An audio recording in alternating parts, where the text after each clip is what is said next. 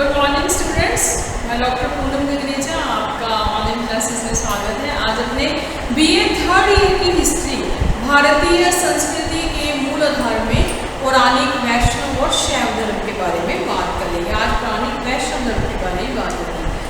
BA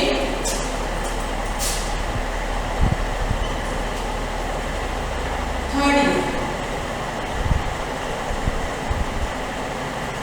history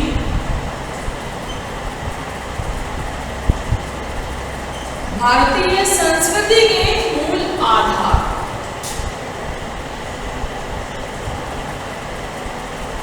भारतीय संस्कृति के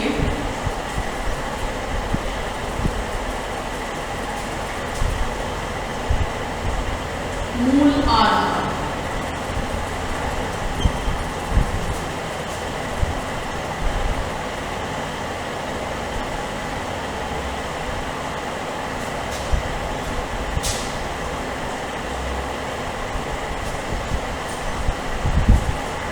इसमें आज बात करेंगे पौराणिक वैष्णव धर्म की। पौराणिक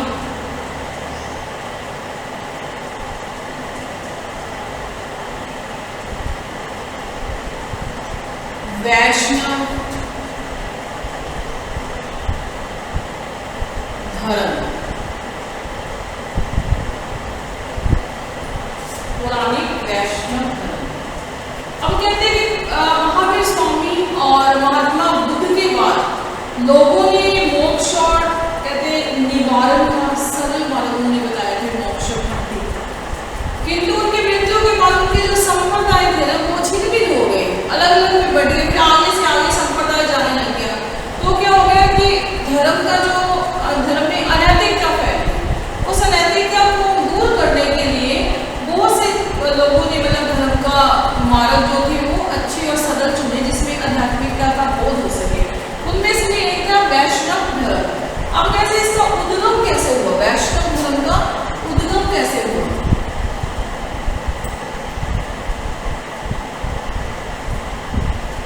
इसके उद्गम के स्रोत हमें कहां से प्राप्त होते हैं?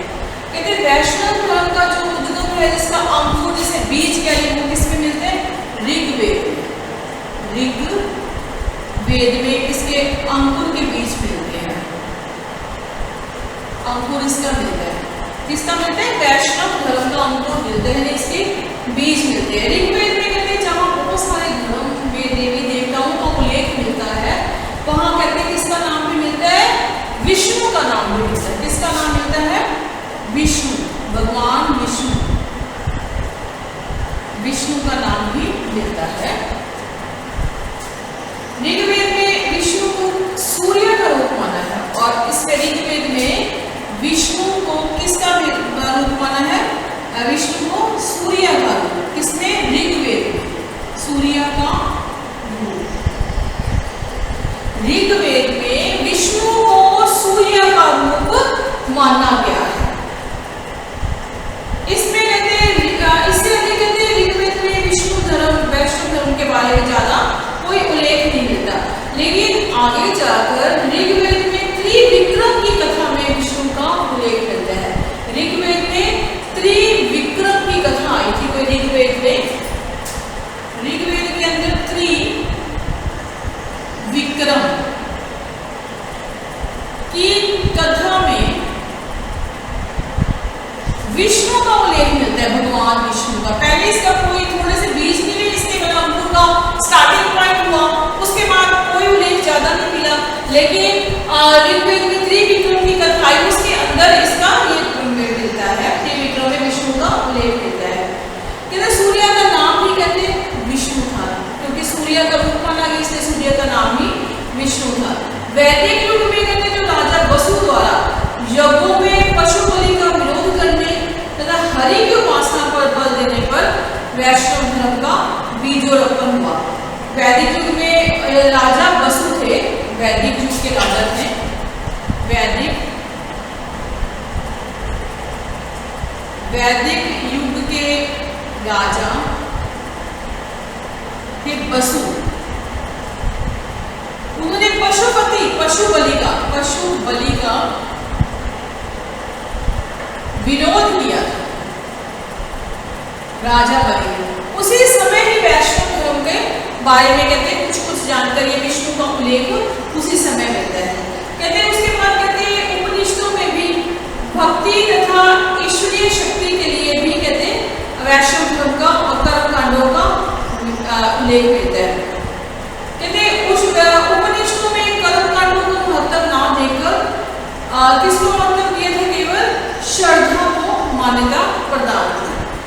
उपनिषदों में कहा भी गया है कि आत्मा की उपलब्धि किसी बलहीन को नहीं होती और ना ही वह उपनिषदों से प्राप्त होती है। केवल और केवल कहाँ से प्राप्त होती है, यज्ञ करने से, धर्म करने से, पुण्य करने से आत्मा की अनुभूति हमें मिलती है। इस प्रकार कहते हैं हरि नाम का बोध भी करवाया था। हरि का मतलब भी ईश्वर है, विष्णु की प्राप्ति है। और कहते हैं इसके जो अंग है वो है आत्मसमर्पण और अहिंसा। क्या है इसके अंग? वैष्णव धर्म के जो अंग हैं वो है अहिंसा, किसी से भी जीव में, किसी से जीव से बिल्कुल भी हिंसा नहीं करनी। अहिंसा इसके जो इसके अंग हैं, आत्मानुभूति और आत्मसमर्पण और अहिंसा।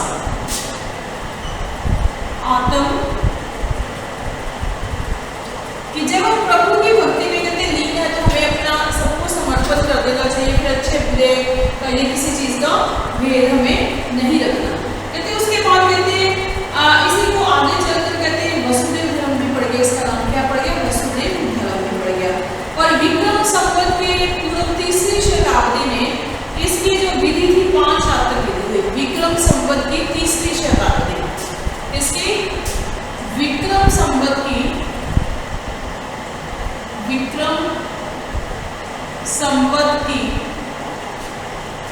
तीसरी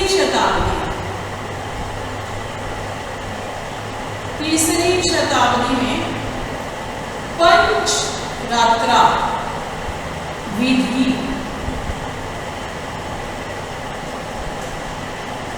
पंचरात्रा विधि का उल्लेख हमें किस में मिलता है?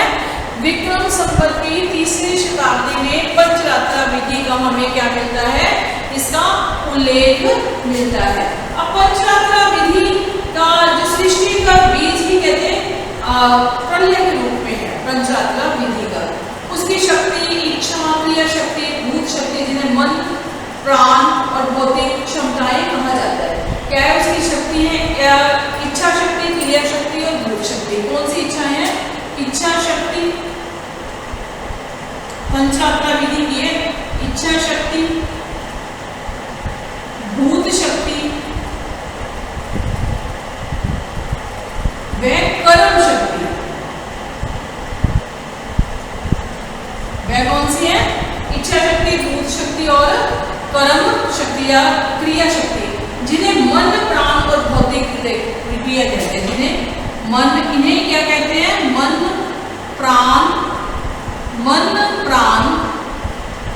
तथा भौतिक क्रिया,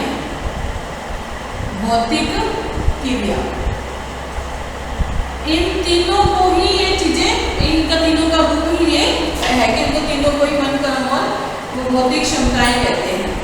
कहते जिनसे कहते 6 गुण हुए, इनसे 6 गुण हुए। इन्हीं से कितने गुण हुए? इन्हीं से 6 गुण आए। और ये गुण जो थे वो जोड़ों के रूप में आए। ये गुण जोड़ों में आए। सबसे पहले आया ज्ञान और बल। सबसे पहले आया ज्ञान व बल। आगे उनके देवताओं के बारे में चर्चा होगी। ज्ञान और बल का देवता कौन था? ज्ञान व बल। फिर ऐश्वर्य और वीर्य। ऐश्वर्य व वीर्य। सेकंड ये जोड़ा था ऐश्वर्य और वीर्य। तीसरा था शक्ति और तेज। शक्ति व तेज। ये 6 के 3 जोड़ों के रूप में ये इन्होंने काम किया। इन जोड़ों को व्यू कहते हैं। इन जोड़ों को क्या कहा जाता है? सामूहिक रूप में क्या कहा जाता है? व्यू। इन तीनों को क्या कहा जाता है? सामूहिक 6 मतलब चीजें आ गई, लेकिन 3 जोड़ों के रूप में आ गई। ज्ञान व बल, ऐश्वर्य व वीर्य, शक्ति व तेज, इन तीनों को क्या कहा जाता है? व्यूह कहा जाता है। अब कहते तीनों व्यूह में जो वसुदेव कृष्ण का भाई था ना सकर्षण, ज्ञान व बल का वो देवता था सकर्षण। वसुदेव कृष्ण का जो कहते हैं भाई था ना सकर्षण, वो इसका देवता।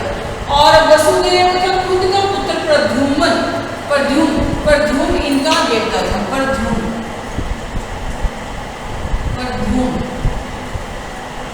प्रद्युम्न जो था इनका देवता।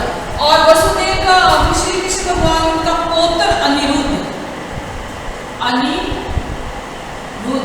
वो था शक्ति में तेज का देवता। दोबारा सुन लो, ज्ञान में बल का जो देवता था वो था सकर्षण था बलराम।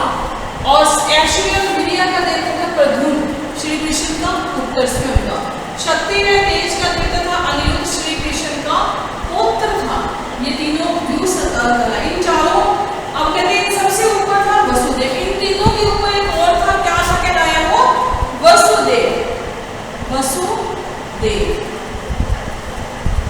इन तीनों के ऊपर एक और था, वो करवाया वसुदेव। इन चारों को समूह को कहते हैं उप समूह बनाते हैं, क्या कहते हैं? उप व्यूह कहा जाता है। अब कहते हैं कि जो भागवत पुराण के अनुसार जो इनकी जो संख्या थी वो असीम थी, बहुत सारी थी, कोई पता नहीं चलता कितनी संख्या थी, क्योंकि बहुत ज्यादा संख्या थी। अब कहते हैं पूजा के कितने 5 अंग बनाए हैं। पूजा के कितने अंग ऐसे करते हैं?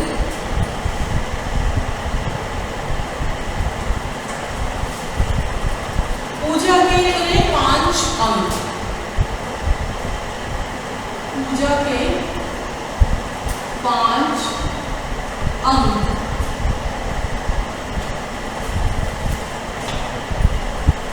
पूजा के 5 इन्होंने अंग बना दिए हैं पूजा के। और ये 5 अंग मिलकर कहते हैं ये काम करते। पहला है अभिगमन, देवता की ओर जाना। सबसे पहला है अभिगमन।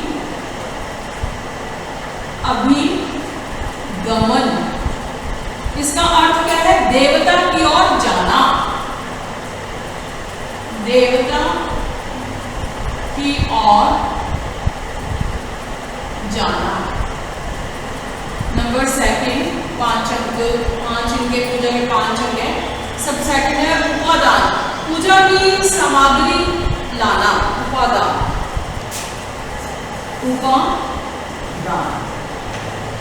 सामग्री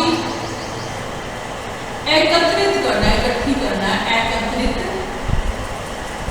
करना। जैसे फल, फूल, दूध, नैवेद्य, घी, शहद, चावल, मूली, ये सारी चीजें इकट्ठी करना। उसके बाद है इज्या। इज्या के मतलब इस सामग्री को देवता पर चढ़ाना। थर्ड है इज्या।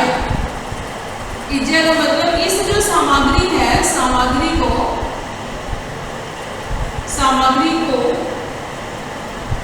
देवता पर चढ़ाना। देवता पर चढ़ाना।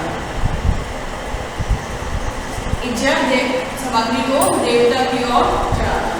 उसके बाद है स्वाध्याय, शास्त्रों को पढ़ना और मंत्रों को जपना। स्वाध्याय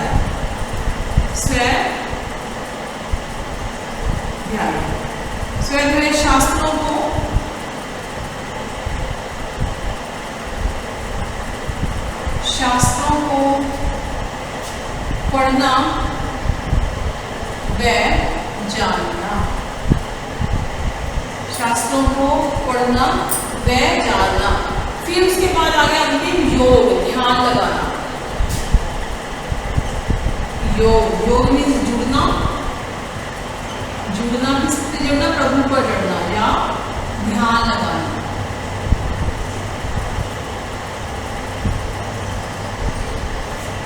अब देखिए पूजा के कितने अंग बना दिए इन्होंने? 5 अंग। अभिगमन, देवता की ओर जाना। उपादान, सामग्री एकत्रित करके धूप, दीप, नैवेद्य, पुष्प, फल सबको इकट्ठा करना। इज्जा, वो जो सामग्री इकट्ठी की देवता के ऊपर चढ़ाना। स्वाध्याय, शास्त्रों को पढ़ना व जानना। योग, ध्यान लगाना। नेक्स्ट इसमें आता है भागवत धर्म। अब आ गया भागवत धर्म। वैष्णव धर्म कर रहे हैं अपने।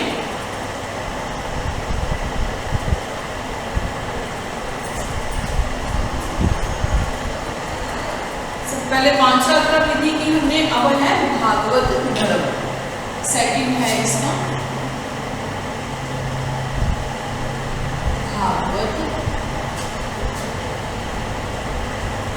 भागवत धर्म।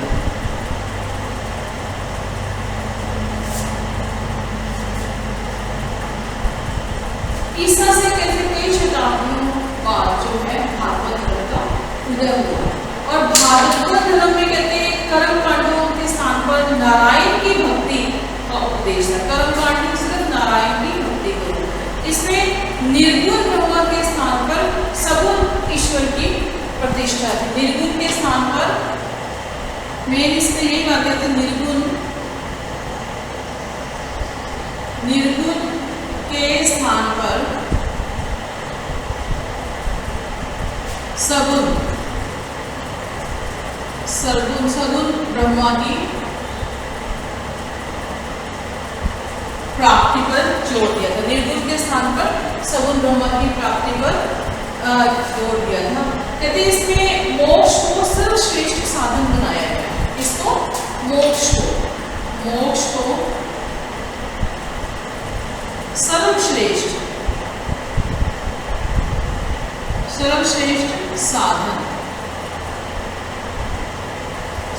साधन माना गया है।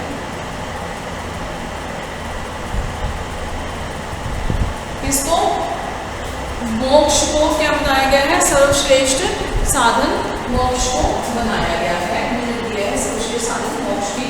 और धार्मिक ग्रंथ जो है महाभारत, गीता, भागवत पुराण है। कौन से हैं? महाभारत, जो भागवत धर्म के जो ग्रंथ हैं गीता, महाभारत व पुराण। 18 पुराण है, ये आपको पता है, पुराण है।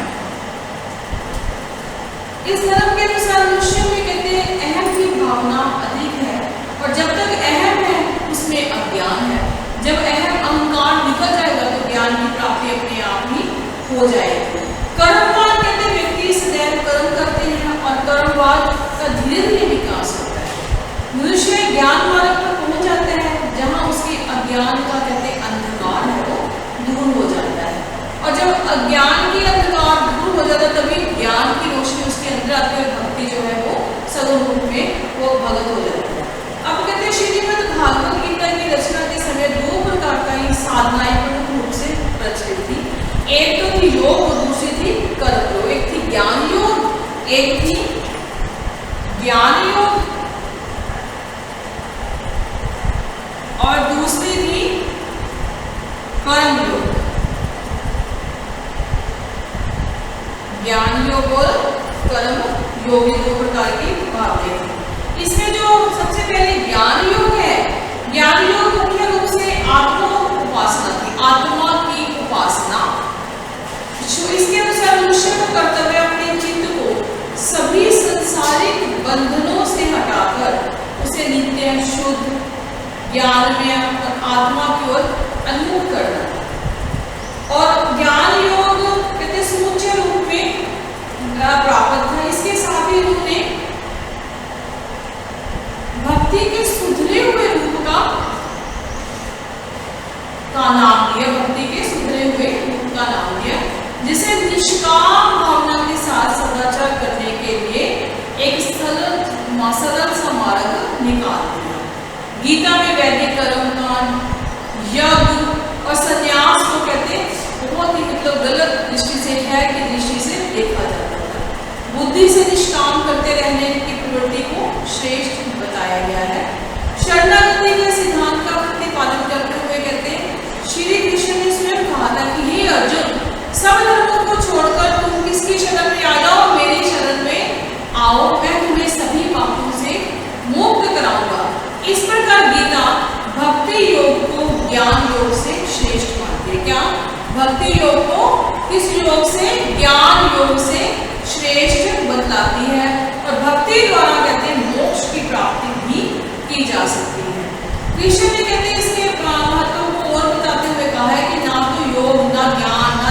न वेद अध्ययन, न तप, न दान मुझे इतने प्रिय है जितनी एकांतिक भक्ति। बहुत अच्छी बात है कि ना तो योग, ना ज्ञान, ना कर्म, ना वेद अध्ययन, न तप, न दान मुझे इतने प्रिय है जितने की एकांतिक भक्ति। भक्ति ज्ञान योग व कर्म योग के साधनों से श्रेष्ठ है। गीता के अनुसार मोक्ष प्राप्त करने के लिए संन्यास आवश्यक नहीं है, बल्कि घर में रहते हुए भी आप कहते हैं गृहस्थ जीवन जीते हुए भी आप मोक्ष की प्राप्ति कर सकते हो।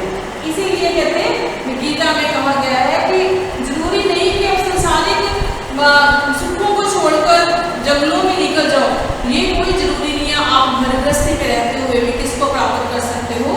मोक्ष को प्राप्त कर सकते हो। नेक्स्ट है पौराणिक धर्म, नंबर थर्ड है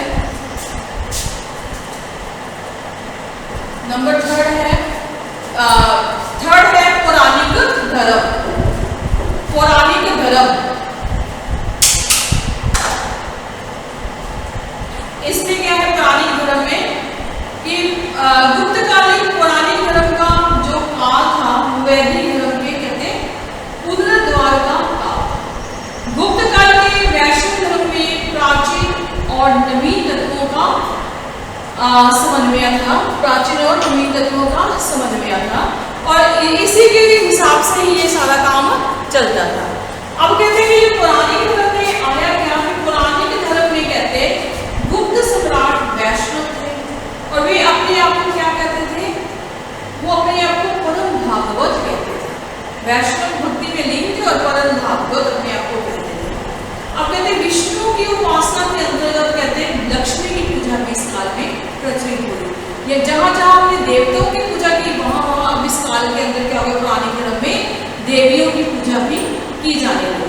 यद्यपि उसका आविर्भाव वैदिक काल में हो चुका था, लेकिन गुप्त काल में इसका जो रूप है वो निखर कर, मतलब वैदिक काल में धीरे धीरे कहते थोड़ी थोड़ी औरतों की पूजा की जाने लगी, देवियों की, लेकिन उसके अंदर क्या हुआ कि मतलब पौराणिक काल के आते आते पुराने काल में देवियों की जो पूजा थी वो इत्यादि बहुत होने चले कि विष्णु की पत्नी के रूप में लक्ष्मी जी की पूजा होने लगी, शिव की पत्नी के रूप में पार्वती मैया की, और कृष्ण की जो सखियां थी राधा की, ऐसे पूजा होने लगी। उसके बाद आ गया अवतारवाद। कौन सा आया? अवतारवाद। अवतारवाद युग है।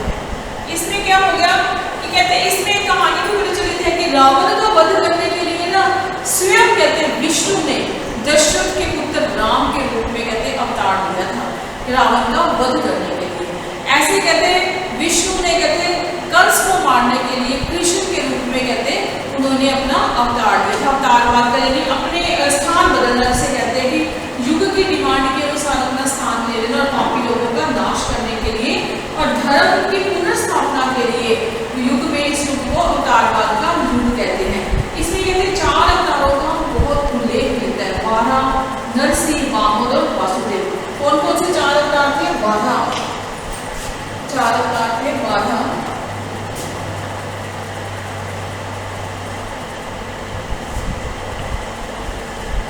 वाराह, नरसिंह,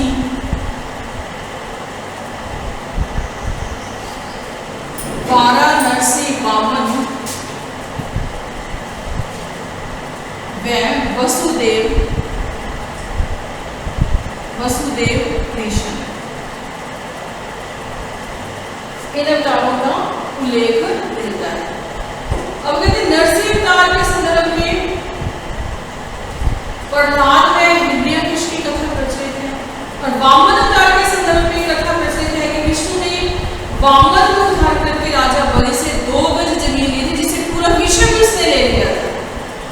और मत्स्य पुराण में महाभारत के रचयिता वेद व्यास और महात्मा बुद्ध को भी अवतार माना गया है। और रघुवंश पाठ में मैंने बता दिया कि रावण को मारने के लिए दशरथ के पुत्र के रूप में श्री विष्णु ने अवतार लिया। अब कहते हैं इस अवतारवाद में बहुत सारी कहते मथुरा वृंदावन में बहुत सारी रासलीलाएं प्रचलित है। फिर आगे कि वैष्णव धर्म का आरंभिक प्रसार कैसे हुआ?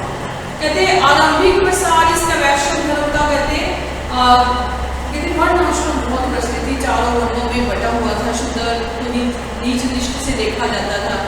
देशी और विदेशी सभी भगवान की दृष्टि से क्या थे, वो शुद्ध थे। भागवत पुराण के अनुसार कहते कहा जाता है कि पापी लोग भी भगवान का आश्रय लेकर क्या हो जाते हैं, शुद्ध हो जाते हैं। और कहते हैं भागवत पापी लोग भी, और मेगास्थनीस जो चौथी शताब्दी में आया था, उसने इसीलिए किया था कि मथुरा में श्री कृष्ण की पूजा होती है और श्री कृष्ण को पूजा जाता है।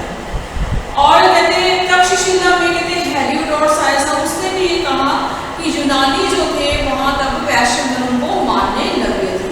और कुषाण वंश के जो 3 राजाओं का नाम क्या था, वसुदेव था। और इसके अनुसार कहते हैं नैतिक जो सिद्धांत था, दम, त्याग और प्रमाद, अंकित करवाए थे। 3 नैतिक सिद्धांत थे, कौन कौन से, दम, त्याग और अप्रमाद जो थे, वो 3 नैतिक सिद्धांत लिए गए थे। और इसी के साथ ही आगे कहते हैं कि कुषाण वंश के जो राजा थे वो नारायण हरि की उपासना किया करते थे, नारायण हरि की उपासना किया करते थे। और ये जो था आज ये वैष्णव